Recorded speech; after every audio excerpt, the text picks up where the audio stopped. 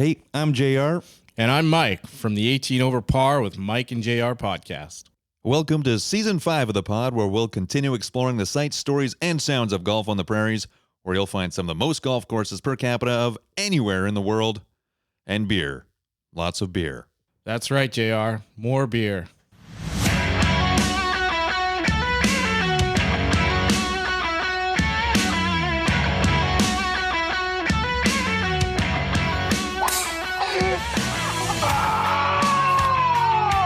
It's the 18 Over Par podcast with Mike and JR.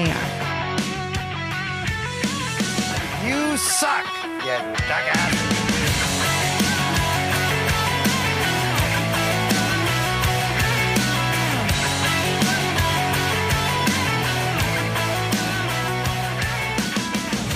Welcome to 18 Over Par with Mike and JR, proudly presented by Bryce Liewicki, who is an investment advisor with Endeavor Wealth Management, part of IA Private Wealth, and a member of the Canadian Investor Protection Fund. You can contact Bryce at 204-515-3446. I'm JR, he's Mike, and today we're joined by the assistant golf pro at Bel Acres and CBC journalist Nathan Liewicki. He's worked in the golf industry for numerous years, played university golf with the Alberta Golden Bears, and has a bachelor's degree in history and one in journalism. We're at Studio A. I had to dust off the seat cushions because it's the first time we're at Studio A for Season 5 of the 18 Over Par podcast. And it's chilly. It's chilly in Studio A. It always seems to be a little nippy. Well, I think the coldest it ever got was about minus 20 during the first season during COVID. In COVID, yeah. And then we had Sean Skeen on as well, and I'm looking at the blanket that he's a prima donna. And so we had to put on the blanket because he was very, very cold. So if we need the blanket, we got the blanket. Mm-hmm. We got some lights. I don't know how much heat they're emitting, but we got them. Not much. What do you call this? A veranda? A gazebo? I know what we're talking about. I don't know. Would you know what to call this? I'd probably call it some kind of a gazebo of some sort. Mm-hmm. Yeah. It's nice. We're sheltered. Gazebo roughly means I shall gaze in the pseudo-Latin. Thank you. Dictionary ready to go. Here we go. Veranda has Portuguese origins. Oh, okay. But, no Portuguese here. Not to be confused with a pergola. Oh, or pergola? I like to say pergola. I like that. I actually kind of like that better. I think we call it pergola at our course. Yeah? Yeah? It's a okay. You know you've made it when you got a pergola. Anyways. We're going to give a shout out. We haven't recorded an episode for a while. It's been a month. Jordan's been so busy. It's literally been a month. We've been playing a lot of fourth line, but we wrapped up our season. Our season is over. Last minute, I was named a team captain. There were 4 team captains, and we did the wrap-up at fourth line, Pub and Grill, Ness and Surgeon Road. Came in 4th. Derek Monroe, Dave the Silver Fox Arberton, Stubby, and Mitch. Way. He was on your team. Yep. Davey boy. I drafted him, because he got to hit from the forward tees, but being Dave, he decided to move a mattress down some stairs that day and couldn't really swing. So he put us in a real pickle. Yeah, I bet. Because he was the best out of the Hackers League. And so we got to play from the forward that would tees. Have been some information you would have liked to have before the that's draft. what I told him. I was like, yeah, that's great. That's great, Dave. Thanks for letting me know that. Anyways, we came in 3rd.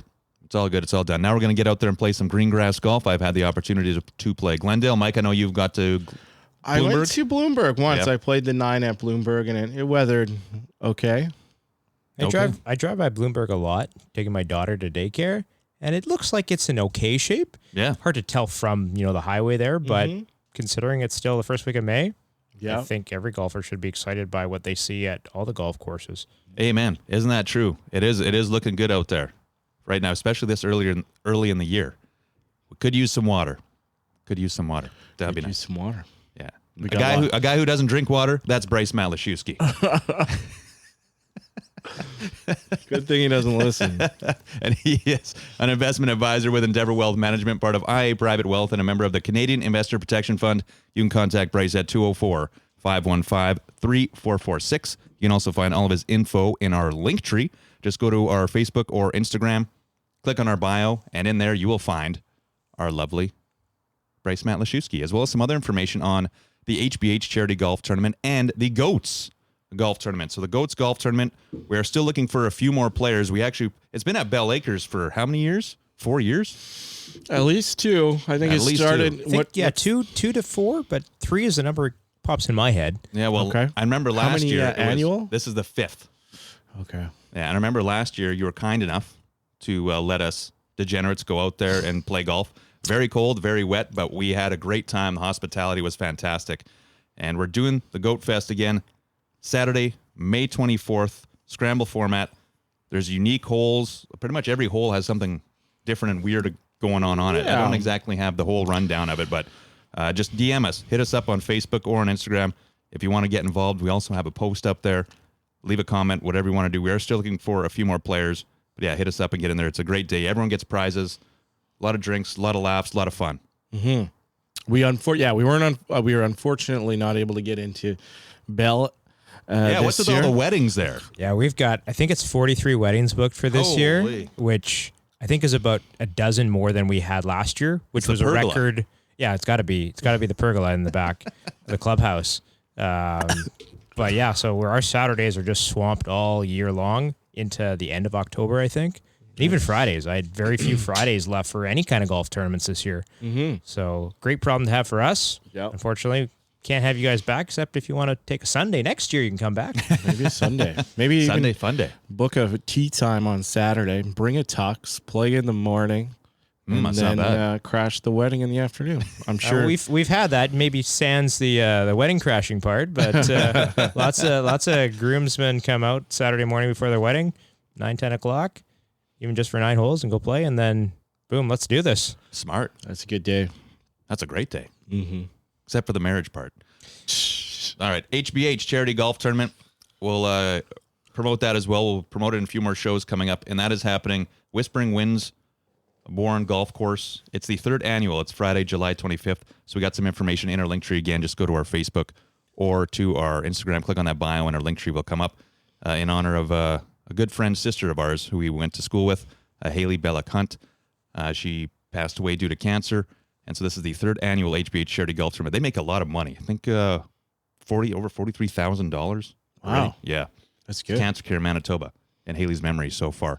And that's on top of the fundraising that both Haley and her sister Randy did while they were going through treatments together. Over $83,000 that they made. So right now, because of the tournament and because of what they've done while they were going through treatment together, over $100,000 raised for Cancer Care Manitoba. So again, that information is in our link tree. Just click on our Facebook or Instagram, click on that bio, and away you go. All right, well, let's get into it.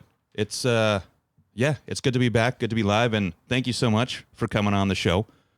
We got a little bit to talk about. I know Mike's got some papers. He's already researched verandas and gondolas and pergolas. So you know it's going to be a long one. Linguistic talents can apply to. He's got it.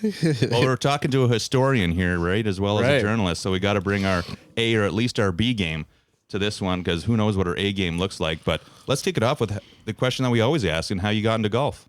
Well, so I'm 37, so you look back 30 years or so. That's what we're getting closer to that Tiger Woods 97 Masters victory.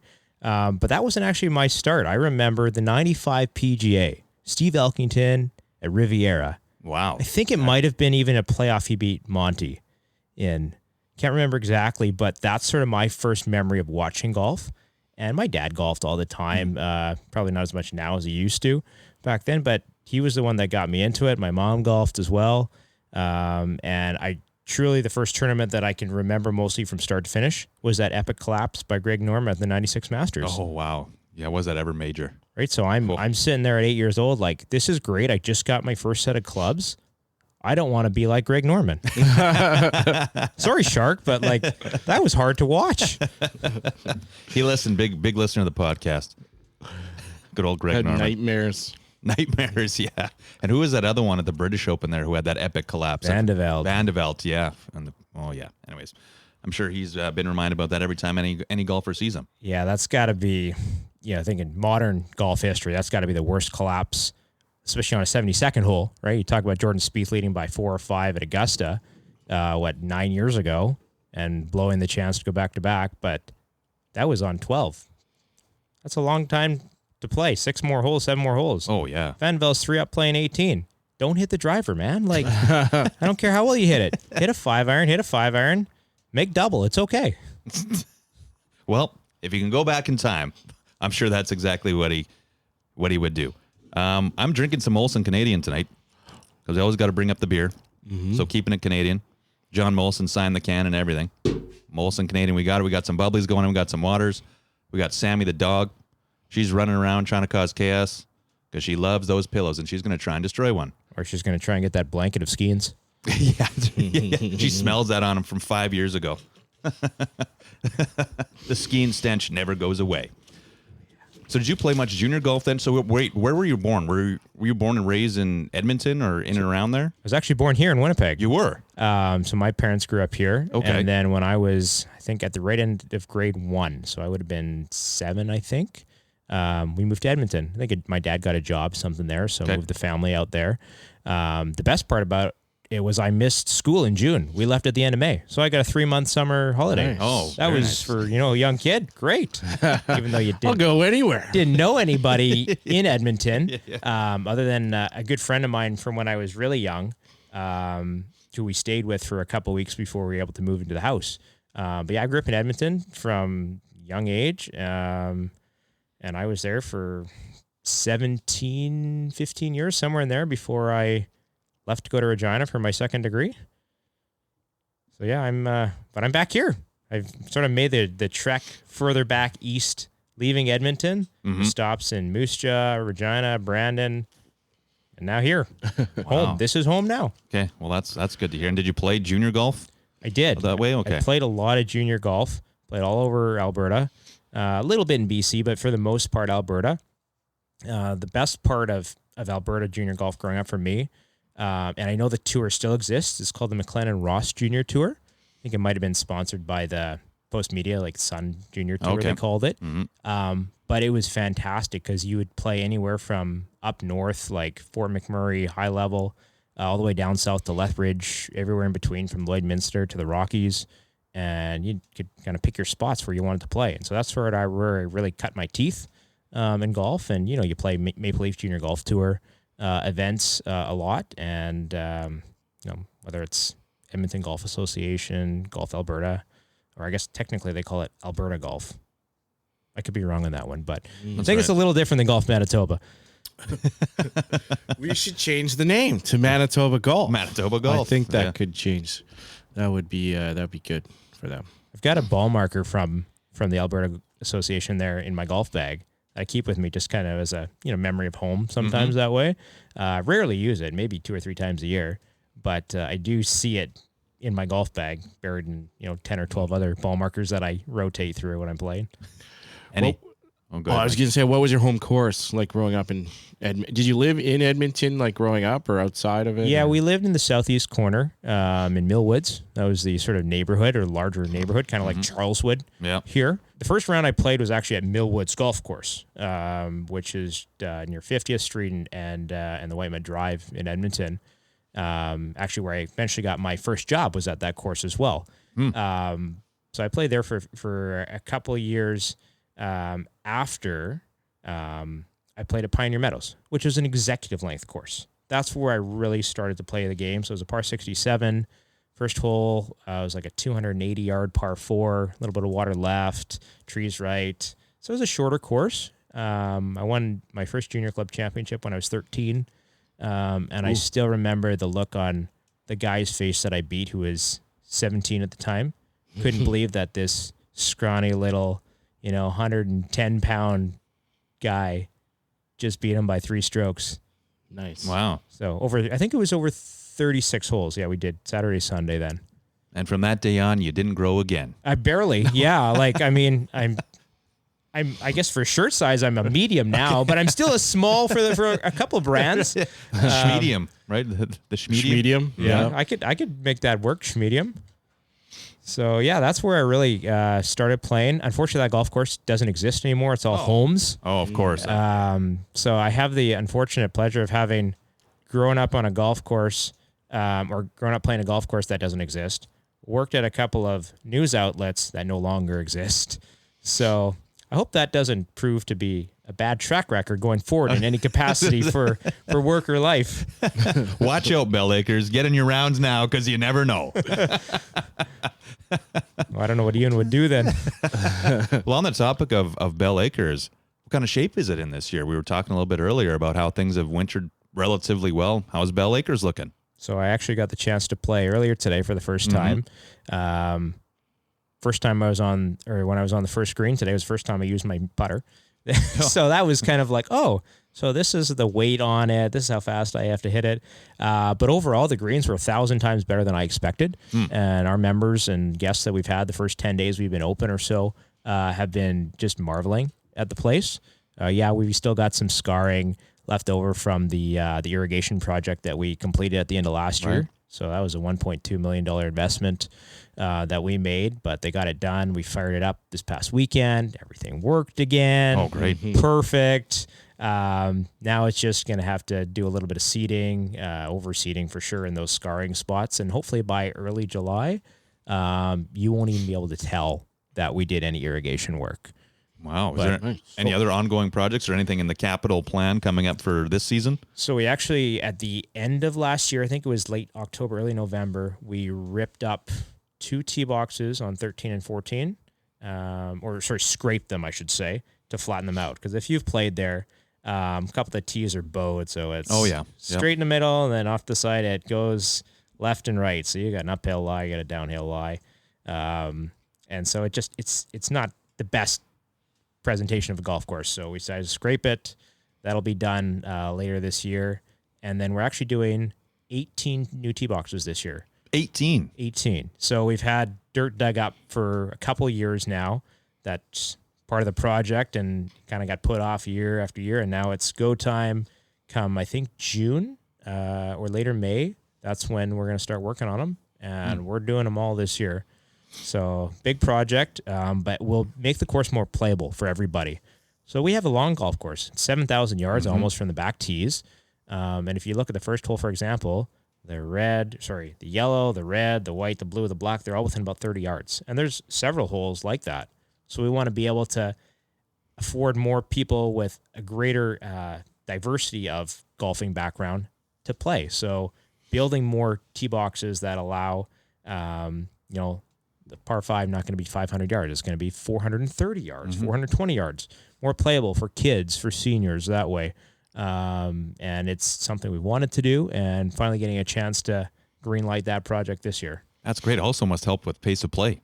Oh, definitely, right? I mean, you think about, there's so many golfers out there that play the wrong tees, right? So, I mean, as a professional, even though club professional, not, the tour guys that you see out there bombing it everywhere. You're a golf pro, not a professional golfer. Yes, exactly. Thank you. I would love to be, but then I wouldn't be joining you two fine gentlemen here today. Hey, we've had professional golfers I don't know though, on. Right? Yeah. We had Cockerell on. Yeah. Robbie Mack. Sandy Kursiba. Sandy. So, and but some professional hockey players. Definitely see a lot of individuals playing the wrong tees right there. And my personal opinion is that there's a lot of men, including senior men as you get older, that are very proud and don't want to play from tees that are red. So down the road, I would love to see our golf course have tees that don't include red to make it less sort of gender specific. Oh, red tees, those are for women. No, they're called the forward tees. It's okay. Doesn't matter what color they are. You're going to have more fun. You're going to play faster. Doesn't that sound better? Right? Yeah. Well, I believe was Marshall Patterson and maybe a few others have mentioned it. So Marshall Patterson, who is a pro now at Antelope Valley in California, just north of Los Angeles, he kind of came up with a thing, and I believe Sandy mentioned it as well, where play from the forward tees, as forward as they go, and try and break par. Or shoot par or better. And until you do that, stay on those tees. I like that idea. Or have a target score, whatever that might be, right? Yeah. So if you're a 25 handicap, right, and you want to play further back, well, until you maybe, let's say, break 95 or break 90, whatever it is, then no, you should be staying at the more forward tees. Yeah, which makes sense. Like I tried that. So being at Southwood and at Assiniboine, I played every tee, although there's only so many to play from at Assiniboine. But playing from the green tees, the forward tees at Southwood, it is a totally different golf course. And it's pretty wild and it's pretty fun. But you have to, the thing I enjoy about it is you have to think more. You actually have to think about your shots. You're not just going up to like, oh yeah, I know this hole's driver, and if I hit the driver well, it's going to be an 8-iron in or whatever it might be. Whereas this one is like, oh, now it's a 235-yard par 4. What am I hitting? Exactly.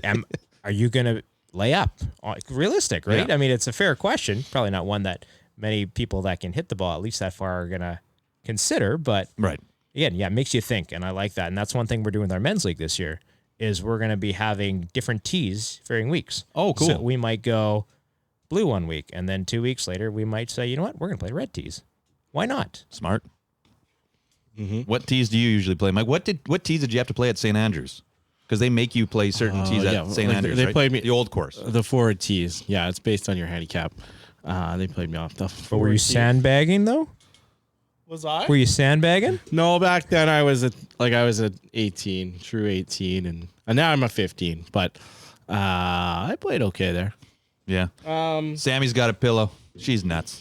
I usually play a white or a blue. I like the combo. You know, 'cause Combos are good. like that's I think the good test for me, especially at Southwood Yes. there. And it gives me some confidence that I can compete at a blue level. But unless I'm hitting a driver maybe 260 right now, and some days better. But so kind of get back and forth. We take a quick break to hear from Taylor Staten, a certified mental performance consultant at Upper Mentality, helping athletes build strong minds. And golf is 90 to 95 to 100% mental. What are some common things that you see in golfers that we can improve on mentally? I think one of the big things that comes to mind for me is learning to manage expectations. You think about it, you get on the course and you get a couple holes in, maybe you have a birdie, a couple pars, and you're thinking, oh, this is the day, right? And I'm shooting scratch today, or it's my best round ever. Next thing you know, you have a double bogey, you go OB, and it quickly dwindles away. So I think for a lot of golfers, it's about managing their expectations, but then also learning how to stay in the moment more. As the great Dr. Bob Rotella talks a lot about making your next shot your best shot. Obviously it's a lot easier said than done, but when golfers can stay more in the moment and kind of take it more one shot at a time, the results tend to take care of themselves. Mike is a big breathing guy. He likes to breathe. He doesn't breathe very well, but are there any breathing exercises that you can do to maybe calm your nerves or to get you amped up if you need to get amped up for the game? Yeah. Or for a shot? Absolutely. Good question. So breathing, I actually really like how you mentioned you can use it both to kind of push you both ways, whether it's to calm down or to fire you up. One thing that I notice when I teach a lot of athletes breathing is that a lot of people think that they're taking a deep breath when really they're not. So, if I were to ask an athlete to sit up straight and take a deep breath, usually they only actually get their breath into their chest. But really for a deep breath, we want to go lower, more towards our stomach and in that diaphragm area. And so what can happen actually is if we aren't actually breathing deep and we're using that as a way to relax, if they're more shallow, it can actually fire us up more. And so one exercise that anyone could try, even as you're listening to this podcast, is take a second, sit up straight, get comfortable, breathe in for 4 seconds through your nose, hold it for 2, and breathe out of your mouth for 6. So 4, 2, 6. And the reason why this can be really helpful is because the relaxation response from your breathing is actually triggered in your exhale. And we're going to throw a few of your links in our link tree as well so people can get a hold of you. And is this something that you can do? You can consult online, over Zoom, over the phone, whatever it be, you can do it?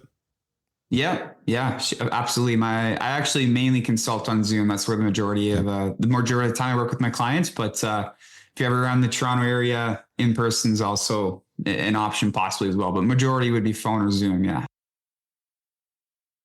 Who's the super over at Bel Acres right now? Our super is Lance Holowati. It's his 3rd season. He came to us from Saskatchewan. I think the Kindersley area, but I honestly am not sure. It's either that or Saskatoon area. But he's done some great work. I mean, I loved working with Dave Lindstedt, who's now at Bridges.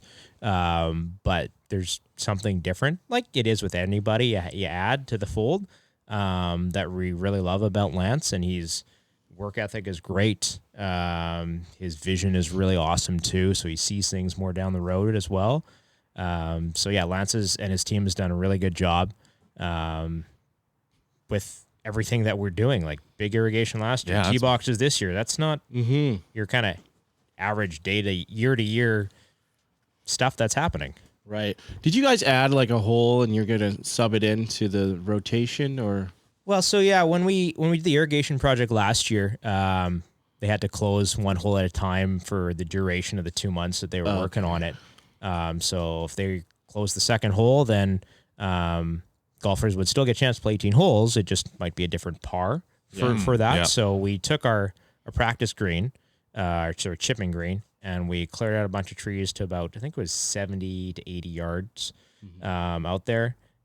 Put a couple of mats. The plan is to sort of sod that and make a sort of an enhanced practice area as well. Whether or not that's going to be done this year or not, I'm not 100% sure. But we're planning to use that when we have big tournaments. So it just alleviates some of the congestion that you see, right? So we've got, for example, a 210-person tournament in June. Wow. Why wouldn't you have 19 holes? Might not help a lot, but it will at least help a little bit in stretches. That's a good idea. That's a hefty tournament. Yeah, that is the Ryan Grandmont Memorial. Oh, okay. So it's Stonewall based, and they've been there for, I want to say, 8-9 years approximately. I'm not 100% sure on that, but they're the best tournament of the year, biggest tournament of the year. Also the most work because you got 210, 220 golfers, and you've got different carts as well that come by, like custom carts and whatnot. So it's a fun day, but I definitely am glad when it's over. Well, maybe we'll dial back the clock then. When you were in Edmonton, when you won that junior championship, was that kind of when you realized, like, hey, I can actually do something with this game? I think to some extent. I mean, you're just a teenager in that regard, but I wanted to play good golf. I wanted to see if maybe that was something I might do. I played golf and baseball. They were my primary sports growing up. And my dad was my coach for a couple of years, and then he said to me, I think I was 14 maybe, and he said, your baseball swing is starting to look like your golf swing. So he was kind of didn't give me an ultimatum, but he was like, you should probably pick one or the other. So I gave up baseball and I just sort of focused more on golf. And, maybe you look back at the past and you can't change it. Maybe I peaked too soon. Like I was shooting under par regularly at 16, 17, and now I struggle to shoot even par. Is that more so maybe just the amount of golf you're playing? Like, do you play less now? Oh, 100. Yeah, I play way less. As a kid, you played every day, but I can remember playing 110, 20, 30 rounds a year as a teenager. Mom or dad would drop me off at 7 or 8 in the morning. Okay, see, I'll pick you up at 6 or 7 whenever you're done. Just call and play 18 holes, practice, lunch, whatever. Go out wait till friends come or whatever it is. I did a lot of 36-hole days, but it was so much fun. You see a lot of kids now in athletics, and I think hockey as an example, because we're a hockey-loving country, is they play hockey around the clock. Yeah. 24/7, 365. I think that's the wrong approach. And there's a lot of university coaches that look at that and agree that you should be playing baseball and soccer and volleyball and golf and hockey, all these sports at the same time or throughout the season, because it develops different skills that you can use, hand-eye, motion, all these things. And so I'm not a fan of a child doing one sport solely. When you get to like 16, 17, okay, maybe. But like 12, 13, 14, like you're growing into your body still. Have fun. Do different things. I feel like I'm still growing into my body. You'll get there one day. And having fun and doing different things. My body's still growing. Just, we won't say how. Yeah. Oh, did you tweet about this? I think I read the tweet. And no, I actually haven't. So really? I got a new phone in, I think late December, and I actually haven't set up Twitter on my new phone. So it doesn't exist anymore. Or X, I guess, technically, right? Yeah. So I've gone on it a couple of times, not on my cell, but yeah, it's just kind of like, it's kind of there, which is fine. it exists, and Wow. one day maybe I'll go back. If I don't, then it's not the end of the world. Yeah, you can find us on Blue Sky. Blue Sky. Kind of the Twitter/X equivalent. Is that It's right? more open source. Yeah, a little more free.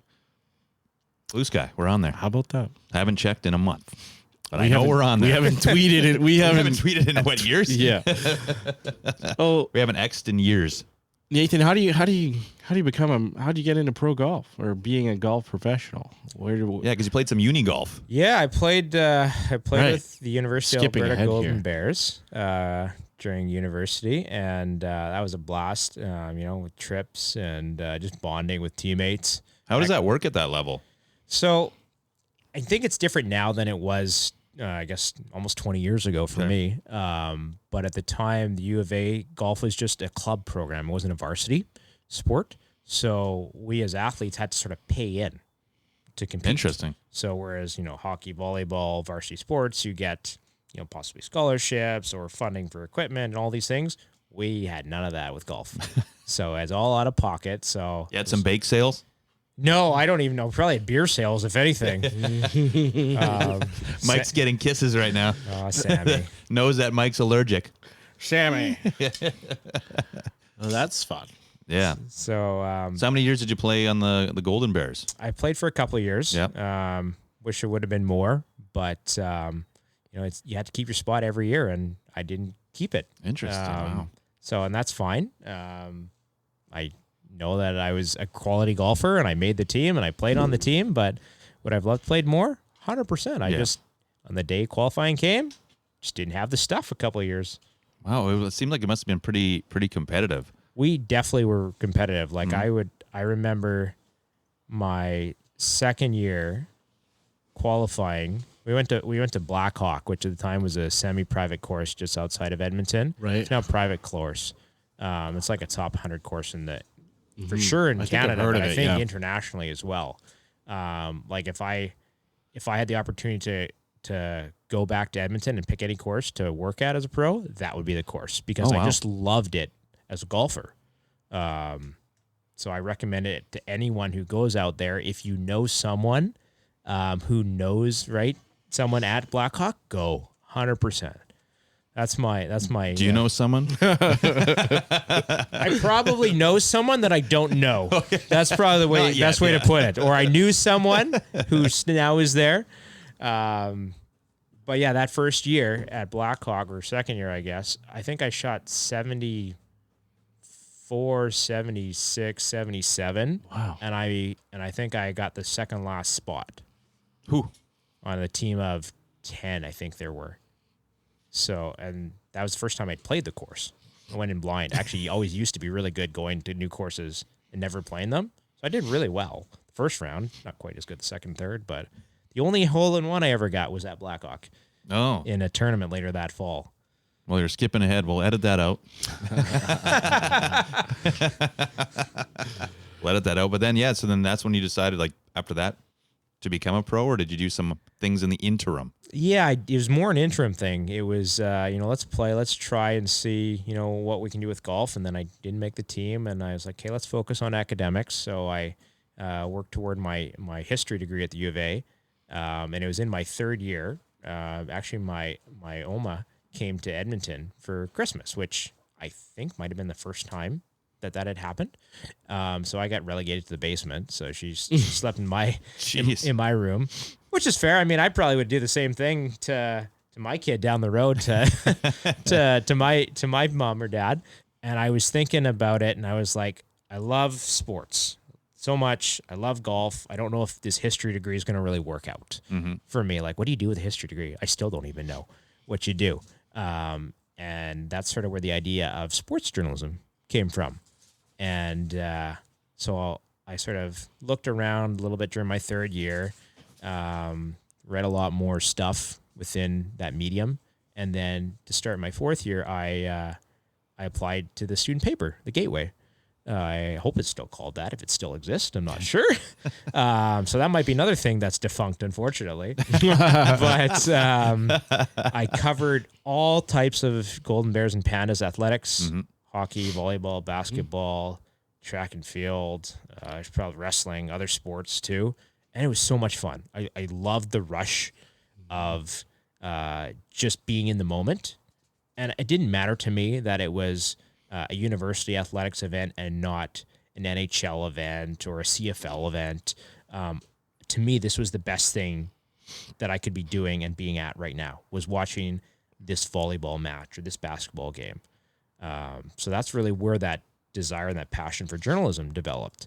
And I got a chance to cover the women's volleyball national championships during that year because the Pandas were hosting. I don't think they won. I think they lost or won the bronze medal match. But funny story with that, the former athletics director at Assiniboine Community College in Brandon, she played for the Regina Cougars when I covered her. So it's kind of neat when I eventually made it to Brandon, that her name's Beth Clark, and we connected, and I was like, her name sounds so familiar. Did you play university sports? Yeah, I played volleyball with Regina. And I was like, you were on that team, that Cougars team. So it's kind of neat how, this whole circle of life moment happens when you meet certain people. But yeah, that's sort of where the golf took a little bit of backseat and the journalism took the front seat. And during that fourth year, I applied to journalism school, applied to Ryerson, which I think is now TMU in Toronto. Yeah, Toronto Metropolitan University or something like that. I think is their nickname. Yeah. So I applied there, didn't get in. Applied to UBC, didn't get in either. So Regina accepted me. So Regina was hell yeah, very accepting of Regina. I was so not excited to go to Saskatchewan. Everyone who knows me knows I just did not want to go to kind of stay there. But I knew if I wanted to pursue this educationally and career-wise, that's where I had to go, and I was fine with it. Made peace with it. Mm-hmm. Don't get me wrong. When I had the chance to intern back in Edmonton, I jumped at it. But that's where the love of journalism came from, and it's still there, just maybe not as much as it used to be when I was doing it full time. Right, but you're still doing it part time. Yeah, I work at CBC Manitoba. Not too much during the golf season because, as any pro golfer in the country here will tell you, you're working 60, 70 hours a week between lessons and working in the shop and everything that's asked of you. So I might be at CBC 5-6 times max between start of March and the end of October. So I used to do most of my work there in the winter, which is great. Nice kind of partnership that we have that I'm allowed to do that. Mm-hmm. So they need bodies all the time, it seems like. And in the winter, I can work 3 or 4 or 5 days a week if I really want. Yeah, a pretty wide variety of topics that you cover. Like I was kind of looking today. Is that correct? Like, on how does a story come about? Well, so my role there primarily is a web reporter. So the gist of it would be a lot of spiders. Oh yeah, that's like a Mike joke. I think that was a Mike joke. I don't. If I was looking at a lot of spiders, my wife would be terrified of me because she hates spiders. So web reporter. So just like online, like digital content, that sort of thing. Exactly. Yeah, okay. So I still do a little bit of editing, web copy, but very infrequently. So it's primarily writing for the online platform. So reporter, usually TV reporter, would gather a story, get all the interviews, and they're got to do their hit for radio and or TV. And then all the information would kind of get dumped, for lack of a better word, into the pile of the web reporter. Hey, you're doing this story today, Nathan, on, let's think of something. Jets whiteout party, which I have done in the past.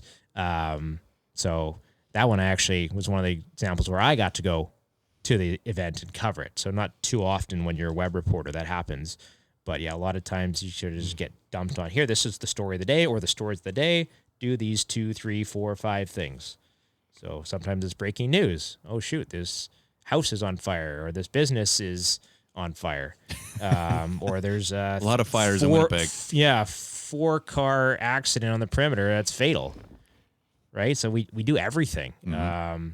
The one thing that I dislike doing from a journalism standpoint is anything to do with courts. I do not like writing about lawsuits, and anything to do with court, because I just don't enjoy it. It's hard for me to sort of think that way. I do it, but it's a struggle for me, And thankfully, we have copy editors that fix any mistakes that we as reporters may make. And they do a lot of fact checking to make sure that you're not saying anything incorrectly. That's nice. Well, speaking of fires, there is a fire ban on. I think pretty much province-wide because it's been dry. I think they said for the next 2 weeks, I think. Yeah, something like that. Yeah. Yeah, because they had to evacuate some people from near Peguis, I want to say. I think Yes, you're right. yeah, you're right about that. Yeah. Yeah. There, no fires. Not even back here. Can't even do one back here. Oh. $500 fine in the city.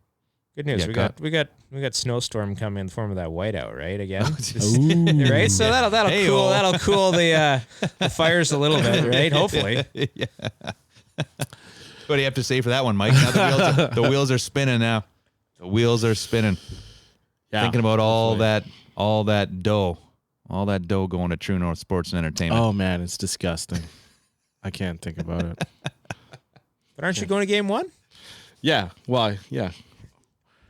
I am. And game 2. And I was game going to say, 3. speaking of putting game dough 7, into yeah. the pockets of TNSC. Mike loves it. Loves the game.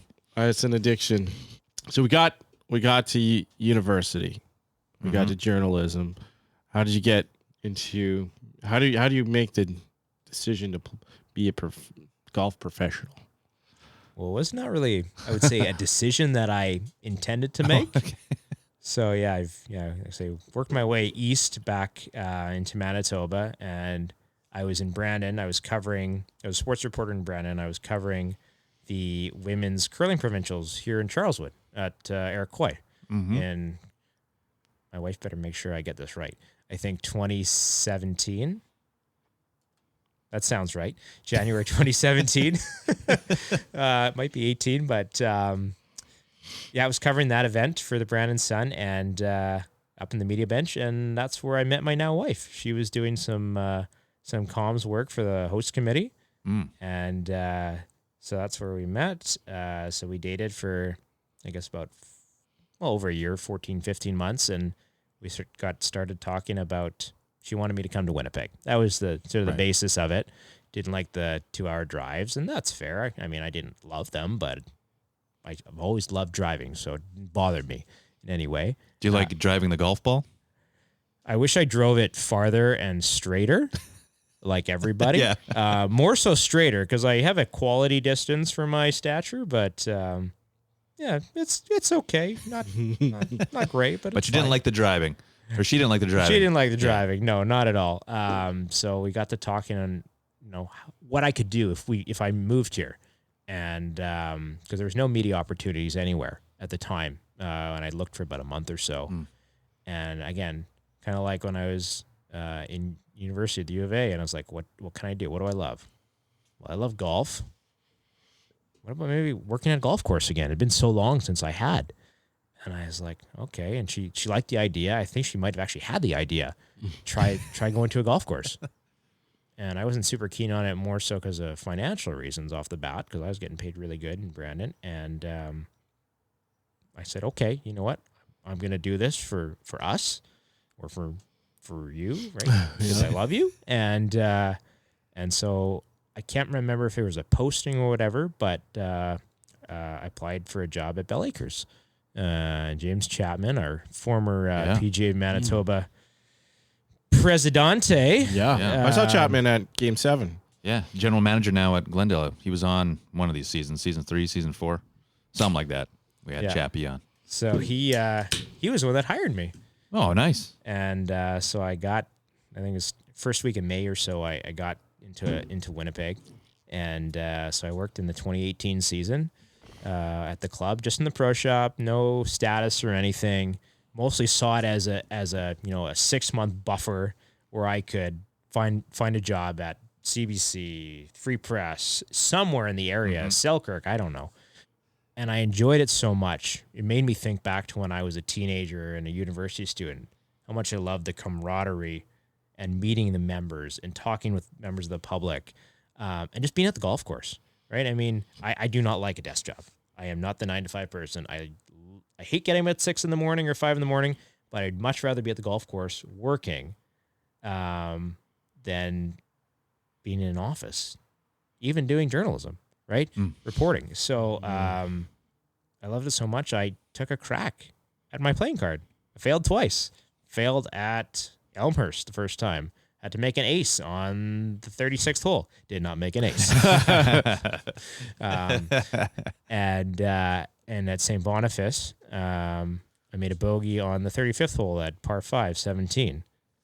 Had a wedge from like 100 yards, 110 yards, chunked in the bunker. Ooh. Made a bogey, missed it by 1. So we did round 3. It was actually end of September at Bel Acres. Chappie said, hey, let's host it because there was myself and a few other guys that were interested. Mm-hmm.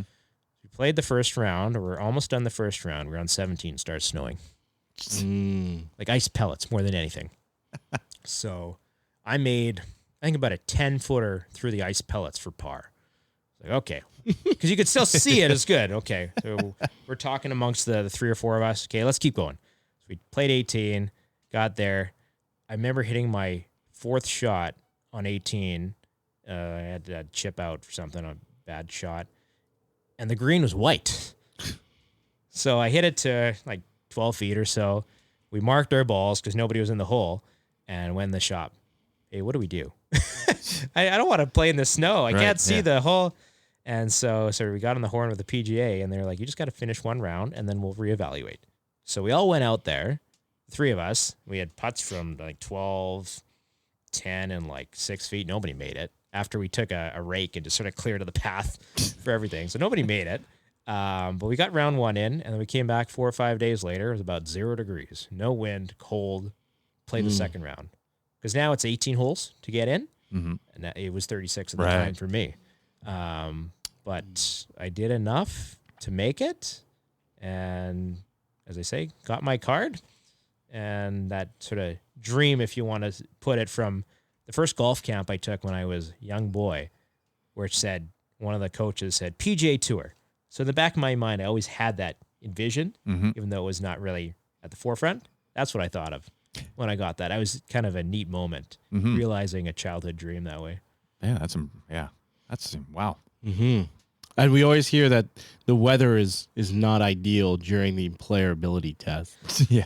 Like there's always something that goes strange. Yeah, I'm sure there's others that have played in snow and pouring rain, and crazy winds too. Like I know there'll be a test later this year at Southwood, amongst other places. And if the wind's blowing that day, I'm going to say good luck to all the men and women trying that day. Were you at Southwood yesterday? No. I went to the Brady Dump, and it was super windy. I was like, I wonder if anyone's golfing. If JR's golfing today. Sure. I don't care. I golf in anything. Sure. Love the wind. Yeah. But yesterday was insane. Yeah, it was a bit much. I was not out there. I was inside at 4th line. Chilling. Right. Right. Was it windy in there? It was, yeah. They had the doors open? Yes, no, we had to close the doors. Closed door policy there. I was going to say, do you have breezy conditions on in the sim there? Yeah, no. Okay. just calm as can be. Calm, yeah, calm. Played a scramble, no wind. But usually in our league play, it's calm. You might get a 3-mile-per-hour wind. Okay, that's it. Just a hair off the back shoulder. That's right. Yeah, exactly. I got, this kind of goes back to course rhinos and stuff. Yeah. Did you guys take a tree down on hole 3? Is that 3? Yeah.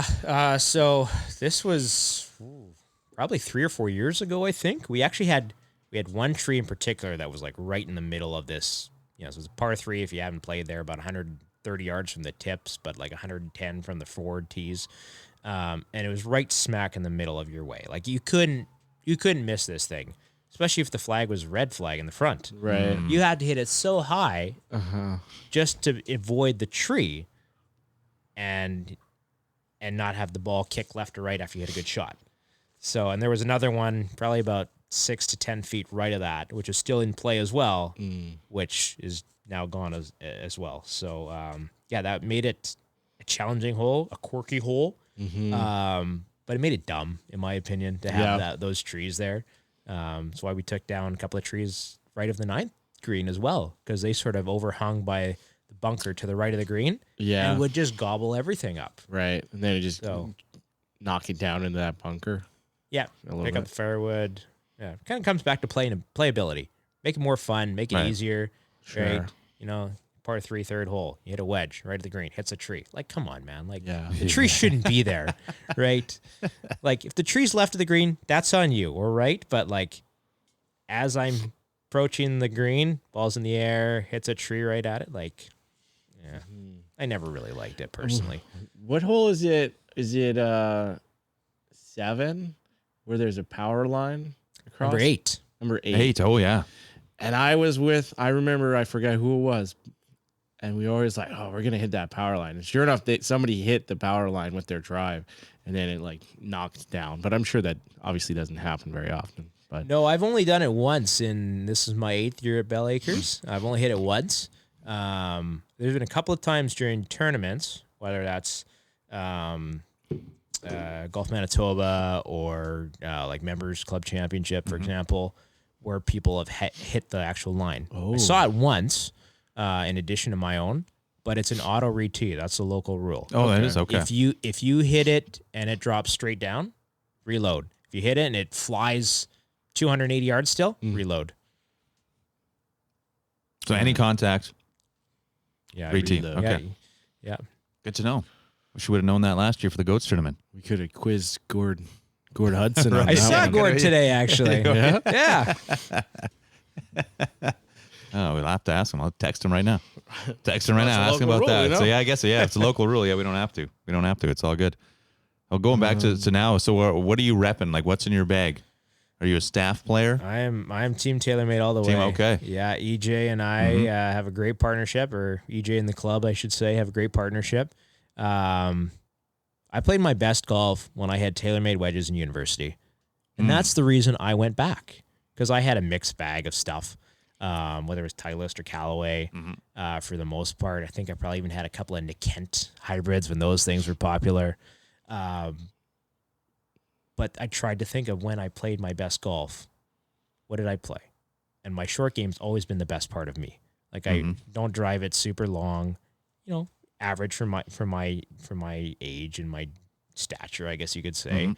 But I could get up and down from anywhere when I was 16 through 21.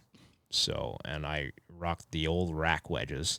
Oh, That was in the bag. 52 and 58. That was the combo. It's not what the combo is anymore. But I got TaylorMade all the way through. So we got the low spin QI35 because my spin rate when I hit driver is too high. So that helps bring it down. what is too high? Well, I mean, anything over 3,000 for most golfers is probably a little high. Okay. Like I'm probably around 24-ish to 26. So that's a good number probably for even you guys, I would imagine. But yeah, if you're over 3,000 and you're hitting the ball 240 yards or more, that's too much. And sometimes you see 4,000, you go, ooh. You probably need either a better shaft or a different shaft, I should say, or a different head. Yeah. So I actually sold my QI10 LS head earlier today to some guy. And he said the same thing. I have my spin number so high, and I tried in a low spin head, and now my numbers are like 2,400. I was like, yeah, bingo, man. Wow. Okay. Jeez. So much to think about now. Yeah. Yeah. I don't know my numbers. Yeah, we weren't. Well, I thought you did. I thought you kind of learned a little bit. I You see did. him at the Sims. I did Virtual golf. know. I did my yardages. Oh, sorry. Know my numbers there at Avid, but I did pick up on the league play. You guys were watching your spin rate. Quite Yes, a bit. and ball speed. Oh, ball speed. Yeah, ball speed. Yeah, spin rate and helps. ball speed are two of the sort of more prominent things you're going to look at when you're looking at a sim, or if you have a TrackMan or any kind of device that measures that stuff. There's probably a couple other things for sure that you would look at, but they're not as important as those two. If I were to pick out of the 12 things, those would be the two that I'd pinpoint. So, Okay. but I also got the it's not a low spin, but I got the 2 or 3, 5, and 7 in the bag for the QI35. First time I've ever had a 7 wood in the bag. That's becoming more predominant, isn't it? I've heard like And two or three I ordered people in it the past like 4 before months all the talk about guys that. before they were showing it on TV of guys hitting 7 and 9 woods. So in theory, I beat them to the punch. I just didn't have it in my hands immediately like they do. But I hit it today for the first time on 18. I hit it. I think it was 250 or 260 downwind, and I hit it pin high. Ooh. But I mean, it's 20, 30 yard wind. So it's not going to be that hard. But I flushed it right at it. So I was like, this is why I have it in the bag. I got a stupid question. Like, there are no stupid questions. Except only from stupid Mike. people. Getting roasted here. It's freezing outside, but I'm you in blanket? roasted. What's it like a 7 wood and like a 4 hybrid or like a 5 hybrid or something? Like what's the difference in between these two clubs? Like club head shape? Yeah, the club head shape, right? You're gonna have your traditional kind of wood shape for a wood as opposed to a hybrid. I've had hybrids in the past in my bag. As recently as I think 2 years ago, I had one, and I just didn't hit it as well as I hit the fairway woods. Okay. And I think it's a lot of it is a feel thing and aesthetic. You look at a club as it sits on the ground, whether it's a wood, an iron, a hybrid, and you go, I don't like the look of that thing. Right. So everybody has that putter. For example, there's 1,000 different models of putters out there, and you look at them and just go, yes, no, no, no, no, yes, 100%. And then you still can't make any putts with it. But yeah, you got a new putter. Amen. Did you tell us what it was? yeah, I have, it's the Tour X Black Series. So it'd basically be the same one that McElroy has, just not with the really sweet finish that he's got on it.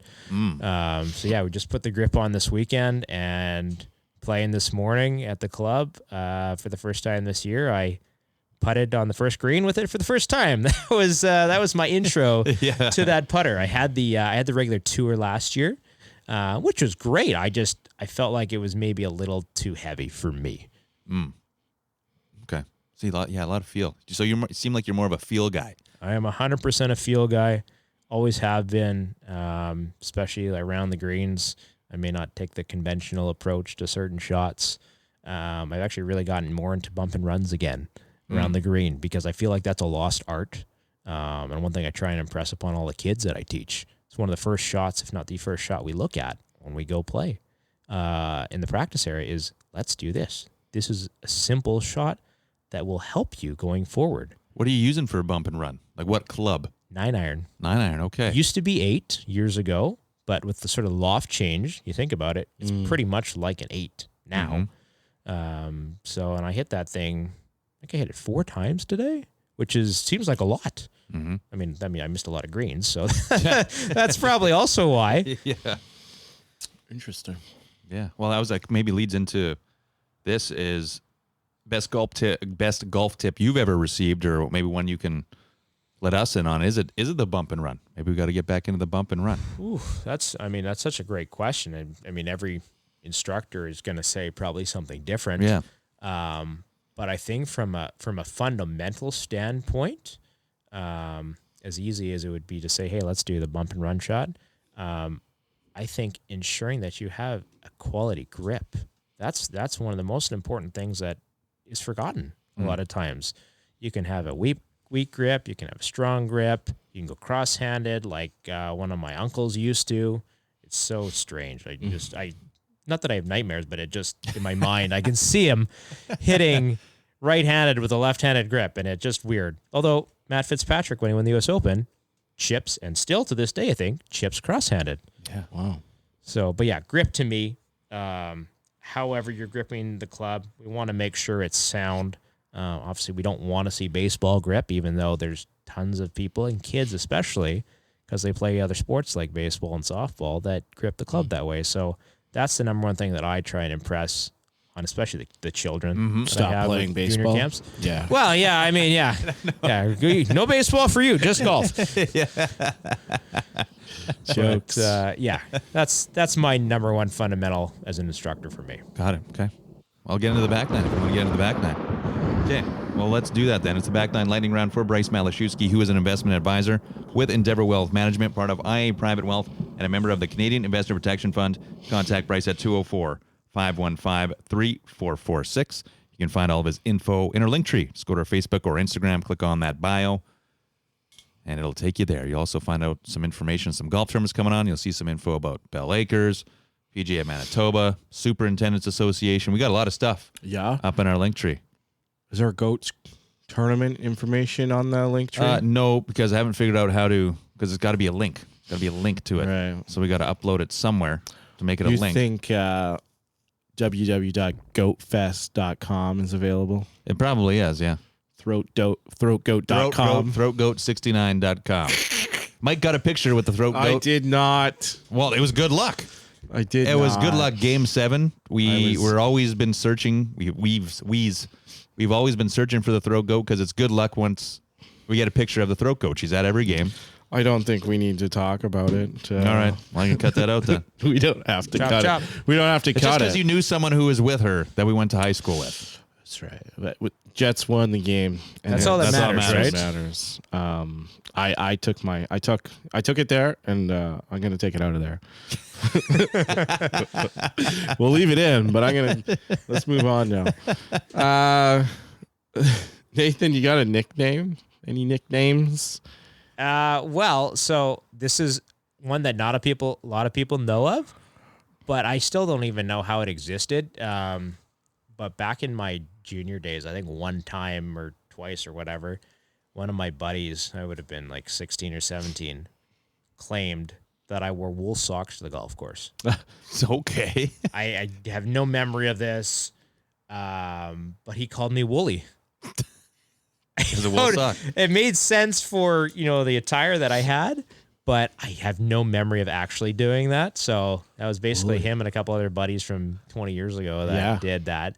But now, if anything, it's probably Liewicki, which is my last name, modified, or Nate. A lot of my employees call me Nate. Yeah. Now they're 15, Nate Dogg. 16. Yeah, Nate Dogg actually is a popular one from journalism school. Louis. Definitely talk to anybody I went to J school with, and whether it was on a kegger or. Oh, yeah. Well, Nate Dogg was big. Yeah, Big back then. it was. Rest in peace, Nate Dogg. There you go. Pour out some of my bubbly for him. Yeah, pour out some of the bubbly. Your Maybe second bubbly of the maybe night. some Molson. No, Molson's done. Molson was done. 30 minutes ago. Good. Have you ever got a hole-in-one? We kind of touched on that earlier. Yeah, just one. But yeah, it was in a university golf tournament at Blackhawk just outside Edmonton, and I can't remember the yardage, but it's written on the ball that I have. The ball was a tailor-made ball, so there you go, EJ. Was repping before I was actually on staff, but it was the signature hole at Blackhawk, 16th hole, all over water, about 160 approximately yards. And sad thing is I didn't actually see it go in. I thought I did, but I couldn't be sure. And then we got it up to the green. Sure enough, there it is. So downside was it salvaged what was a bad round. We shot 81 with an ace. Oh, yeah. So it was an expensive bad round, Right. especially for university kids. Yeah, right. That you're paying your way there anyway. Exactly, right? So that I think the bar tab was a couple $100. With Which inflation. nowadays that's like $500. That's right. Are you still playing the tailor-made balls? I am, yeah.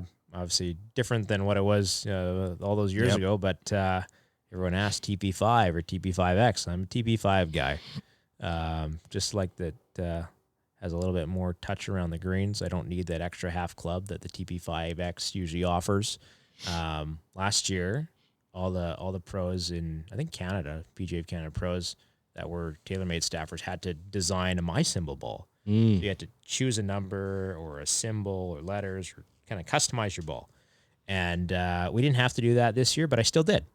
So last year I'd had a kind of green font and a little pineapple as my number, so to speak. This year I did regular black and then number 13 because that was always my number in athletics growing up. And I was showing some of the images to my daughter, and she liked the ice cream because, kids, they love ice cream. So that's what we got on the ball, pink 13 and ice cream on the side. And I was up against a tree earlier today on one shot and donated one other ball to a water hazard. So It's usually how it goes. I think we got the 18 over par ones, right? We got the custom. Right. Are they the TP5X? I think they're an X. Yeah. Got 18 on them. 18, yeah. that would make sense for you guys, I think. yes. Yeah. Green 18. Give you green that 18. little extra, that half club extra, right? That you guys need. Yeah, so. it helps. I Helps don't in the know. Sims. What's the difference between the X and the non-X? That's one of the couple things is gives you that extra half club they say from the X to the 5, but the 5s just usually a little bit more spin around the greens. Okay. Yeah, I don't mind that half club because they always seem to hit it better in the Sims. Like longer. That's when I was getting my ball speed up there toward the end of the night there when we were playing. And this is the same for like the Pro V1. Like X and non-X, or I honestly don't know. I thought I it was used to know, but it was reversed. Somebody said it was reversed, which just totally confuses me. But. So the big difference from TaylorMade, they made the shift last year, was the balls used to be very similar, the 5 and the 5X, and then last year when they redesigned the ball, we got to try it in July or August. Before that, got my hands on some prototypes, and they were more like the Pro V1s, where they were very different and distinct between the two. So they wanted to make it have that little bit of extra difference between the two. Interesting. I noticed the difference in distance. Yeah. Well, we'll be donating some of those balls to a few different courses. Well, I probably will too. Don't worry. Probably even at Southwood, I'll probably hit a few in the hay when we play there in the summer. Yeah. We had Al McLean on. He's a big ball finder. He was at Bell, the marshal at Bel Acres. Right. Was. Yeah. I think he still technically still is. Yeah. Yeah. Okay. Yeah, he's gonna help out from time to time, not as consistently as he used to, but that's okay. I appreciate his assistance. He's been awesome for us for years. Yeah. But like skiing, he went over to Cinnabon. So apparently got an offer from Millsy that he couldn't refuse, and playing Monday putter now. Yeah, bag of cash. Yeah, hey, you got to do what's best for you. I've always been of that. Like Sammy loved that cushion over there. She was doing what's best for her. So yeah. She hasn't destroyed it. She destroyed the other cushions that pillow is a part of. So that's why it's not on the old lounger. Just give her time. Good for her. Oh yeah, I know she'll get it. You got a favorite course to play in Manitoba? Nipawin.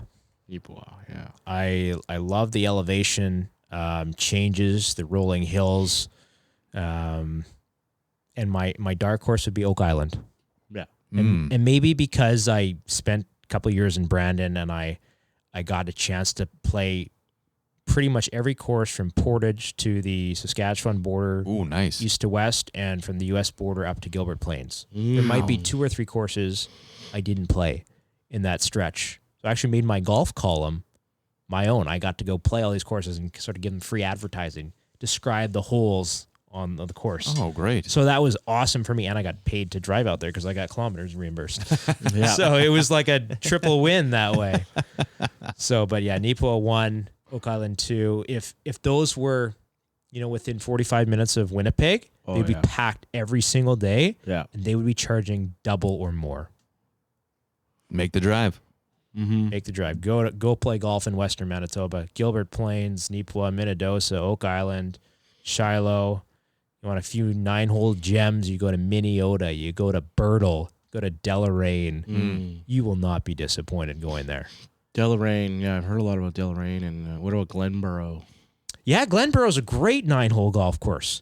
I want to say they have a power line on one of their holes, or maybe it's just an image I took with my camera years ago. I have a power line somewhere. But yeah, I think I played there. Oh wait, no, that's not Glenborough. That's I'm thinking of a different place. Glen, maybe. Yeah, maybe. Yeah, but Glenborough's great too. Patrick Law. Yeah, Patty Law. Well, maybe we'll get out there this summer, do a little tour. Yeah. Well, I played Killarney and for the Pleasant Valley. Pleasant Valley is a tough golf course on that back 9. If you're not hitting it straight, you're going to make 7s and 8s all over the place. Wow. Harambe. Yeah. I'm looking for another 18 in the area. I don't know. We'll see. Heck, I've even played Cartwright. I played Pilot Mound. All these places. You can do just a 9 twice. We might do that. We'll have to see. We were going to hit Minnewasta, but then they have a tournament or something the day we want to play. You got a bucket list course in Manitoba you haven't played yet? I would say the course that I haven't played yet that I would want to would probably be Buffalo Point. I have not been down there. Okay. I don't know what that's like other than you see sort of the images of that. I think it's their 19th hole with the island green. Yeah. But I've pretty much played everywhere else that I can think of, other than maybe going up somewhere north. I played Flin Flon as a kid.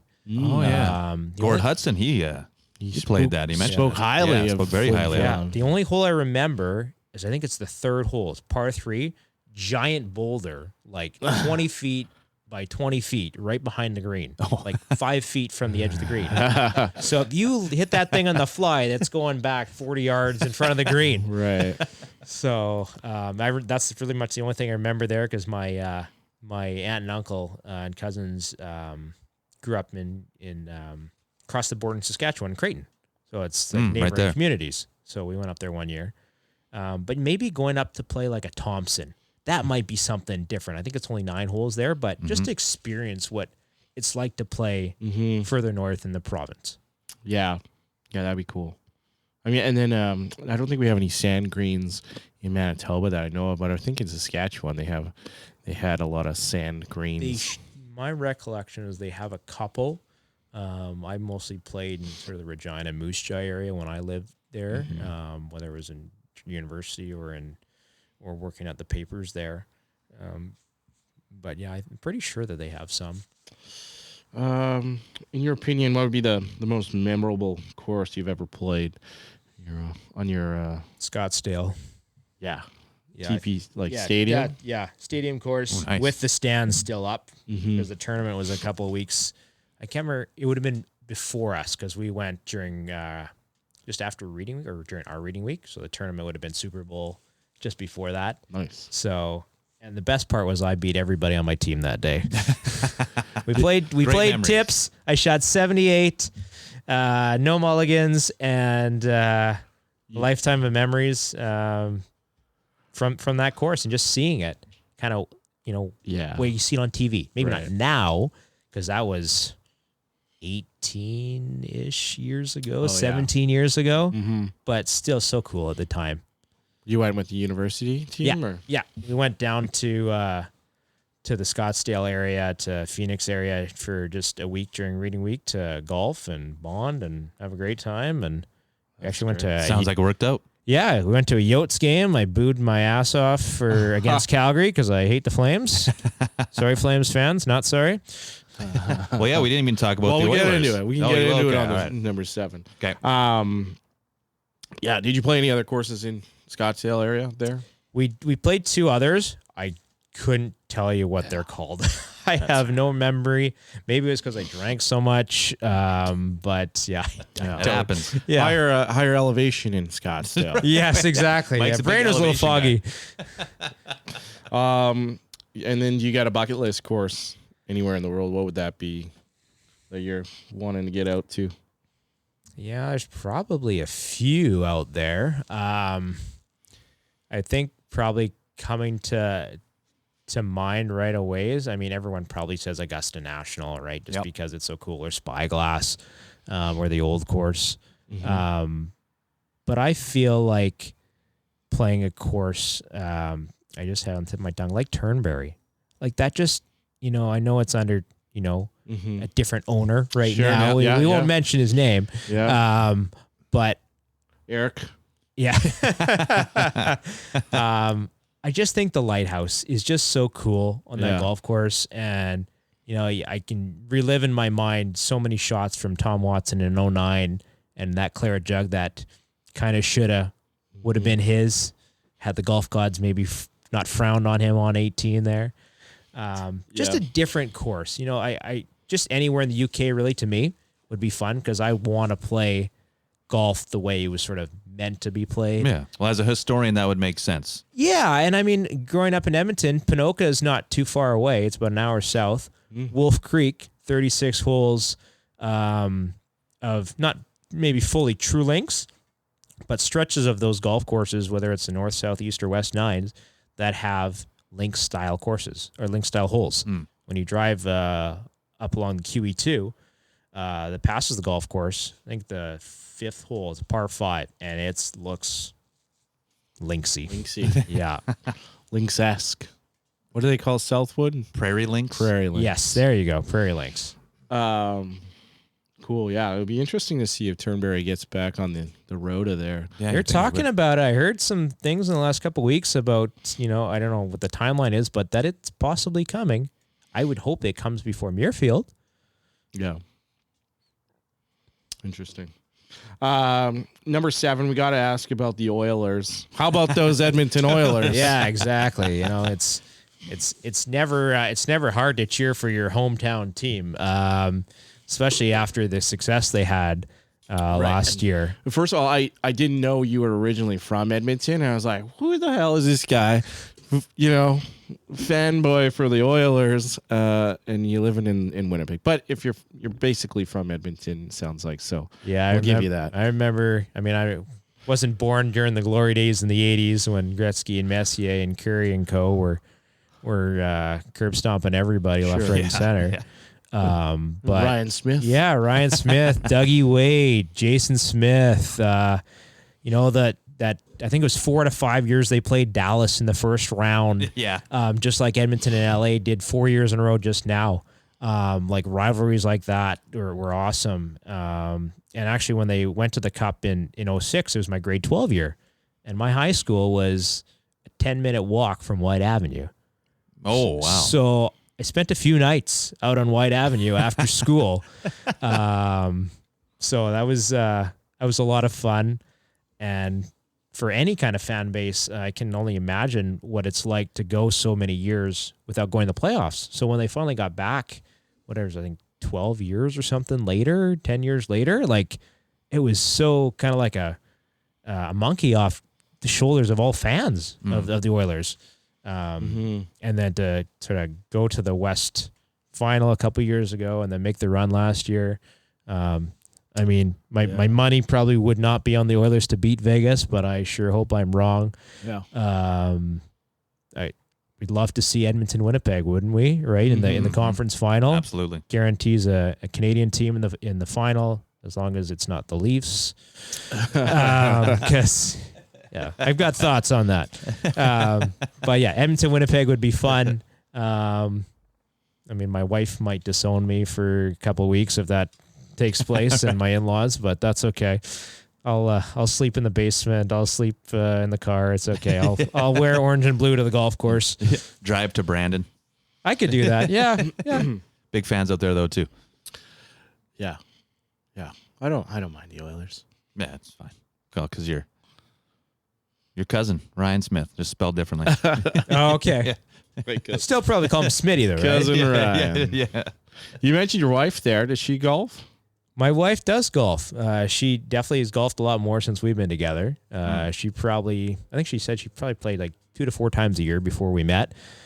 And my daughter's going to be 3 in August, the year she was born. So that would be 2022.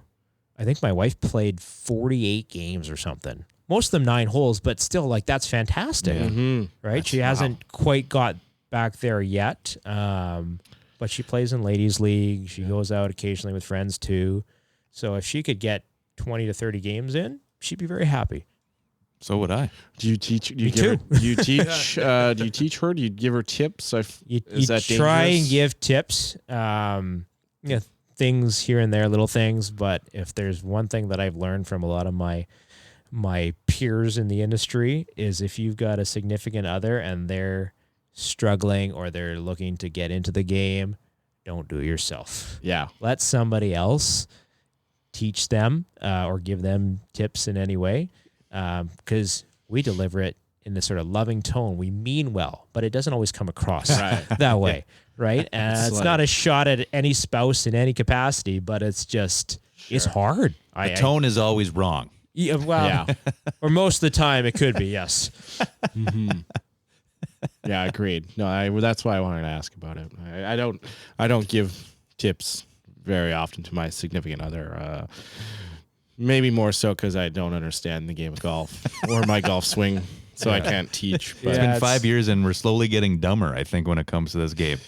well, you're putting in the You're effort. flatlining. That's all. That's all. That's fair, right? It's not always going to be that hockey We just stick don't want to growth. change the name of the podcast. We put so much into it. 36 so much over brand par. equity. Yeah. Right.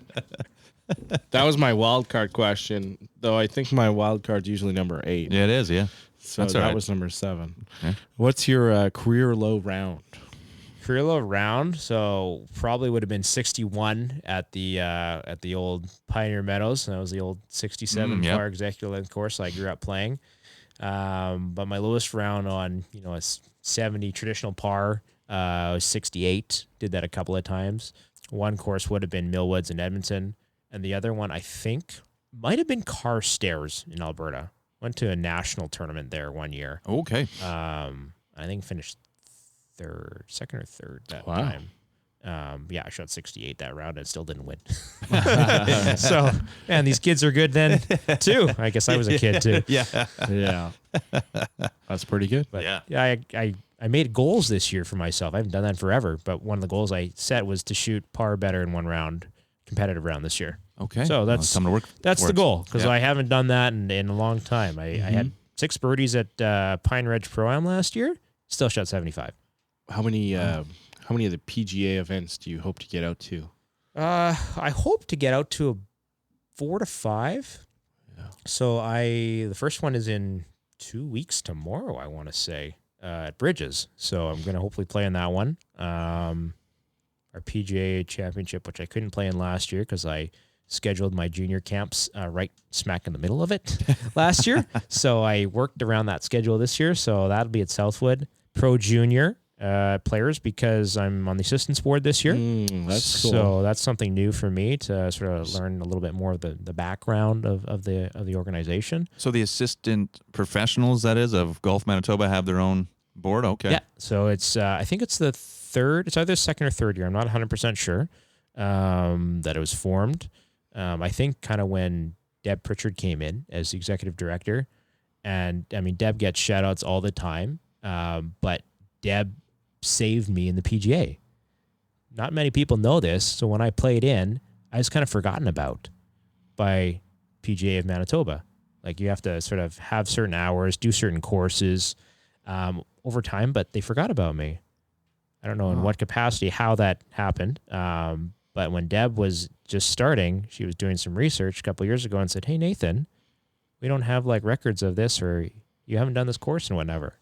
And so I sort of explained it to her, and she helped explain the situation to the PGA of Canada, and boom, you're in, you're good, you're still fine. Oh. You just now have, because you have 6 years from once you play in to do all your prerequisites. I basically got a 6-year or a 4-year exemption. Previously, I didn't need, so I now have 6 years total from that point. Okay, nice. So it's a great benefit for me, and that's only because of Deb. And everyone else has got great stories of her and what they do for their clubs and their individual professionals. But I owe a lot to Deb that way. Shout out to Deb. Shout out to Deb. We had her on episode X of season X. Yeah. Is season 2 or season 3? I got One of the to know earlier her. ones. I got to know her when she was in Minnedosa. When I was in Brandon. Oh, okay, nice. So we've known each other, I guess, for about 10 years now, too. Oh, and who's the I forgot the head professional at Bell. Robin Henderson. Yeah. Robin's been around a long time. Most people know him from Corey Oaks. He spent decades there. So I think when the course opened, he was the first head pro there. And Darren Hayden, who's there now, is the second. So they've only had 2 guys. So that's great for any club to have that consistency, as opposed to 2 years for this guy or this person and 3 years. And you want to have consistency. Yeah. Sure. Yeah. Cool. Our flagship question of the back 9 lightning round. What is your favorite condiment? Jalapenos or banana peppers. It's kind of a tie. I'll take either. Good answer. Yeah. Because everyone's always going for a sauce. Yeah. And I've always said it doesn't have to be like a sauce. No. It could just be, jalapenos, banana peppers, especially on like either on a hot dog or a Hamburger. Yeah. or a submarine sandwich. Hell yeah. Yeah. Like I go to Subway, if I do, or like Quiznos or something, that's what I get. I get banana peppers or jalapenos, or both sometimes. Yeah. Yeah. I got to have that spice, man. That's one thing my parents growing up, even though it's something different, is introduce spicy food to me a lot. And so it still sticks with me. Oh, good. Spice is life. I like spice. I like spice too. All the spices. All the spices. Red, yellow, green, orange. Red spice. Big Red Spice guy. Red Spice? Or Old Old Spice? Spice. Yeah. What? It's pretty cold out here. I didn't think it was going to get this cold tonight. Yeah, my brain's not working. We could use just a handful of jalapenos to. Oh, hell yeah. Heat That'll us warm up up. the body. I had some hot salsa I'm gonna- already earlier today. So I'm going to turn my car on now. yeah. Fire it up. Remote Well, start. I don't know. We haven't asked Bryce what he likes for his condiments. Do you know? I don't know. I think he. I don't know. I don't know. He's going down to Nashville next week, though. Oh, hot chicken. He's going to have some hot chicken, Oh, hopefully. yeah. Hattie B's hot chicken. Too bad the Predators aren't in the playoffs. Oh, I know. No, I'm just kidding. Too bad. Too bad. So sad. But not for Bryce. He'll go down there, try out some hot chicken. And he is also an investment advisor with Endeavor Wealth Management, part of IA Private Wealth and a member of the Canadian Investor Protection Fund. You can contact Bryce at 204-515-3446. You can also check him out on our link tree. Hit up our bios, our Facebook or Instagram. And it'll be right there. It'll be the first link. We'll also have some other links for the golf tournaments we got coming up, as well to Bel Acres, and so much more in our link tree. But Nate, Wooly, this has been great. Wooly. Yeah. That's a good name. Yeah, that I is a good really name. hope that doesn't stick permanently again. But It might. gonna. Yeah. It might. Just like Mike with his simple carbs. Complex carbs now. Is it good? But thanks again for joining us. We'll have to come out and see you at Bell this year. you're Yeah. more than welcome anytime. Maybe play with Al. Yes, Al? we could bring Al out. That would be fun.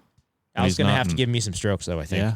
Yeah. Albatross Al. Albatross Al, yeah. Yeah, it was at 18, number 18, a couple of years Well, it ago. wasn't the same day. I think Derek Monroe, who we didn't bring up on this podcast, but also a member of Bel Acres, I think it was the same day or that weekend he got a hole-in-one. I think but it was so. overshadowed by Al's Albatross. Yeah.